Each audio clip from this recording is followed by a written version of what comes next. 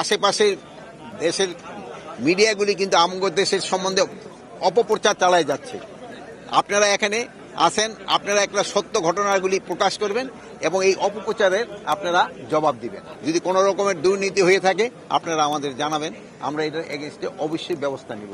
আমিও যদি নিজে কোথাও ইনভলভ থাকি আপনারা জানাবেন, আমারও যদি কোনো দুর্নীতি আমি করে থাকি আপনারা অবশ্যই বলবেন।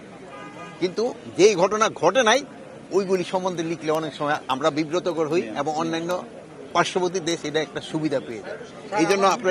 এই জন্য আপনারা সত্যি ঘটনাগুলি বলবেন। এখানে সীমান্তে কোনো আতঙ্ক যেন বিরাজ না করে এই ব্যাপারে আপনারা একটু সহযোগিতা করবেন। এখানে কোনো আতঙ্ক নেই। এখানে কিছু কিছু জায়গায় ওরা এখন বলতেছে যেটা যে ওদের যে ইলেকশন হয়েছে, আপনারা জানেন ইলেকশনের সময় আমরাও কিন্তু বিজিবি বর্ডার থেকে সরাই নিয়ে ওইগুলি তারা কিন্তু রিডিপ্লয়মেন্ট হচ্ছে।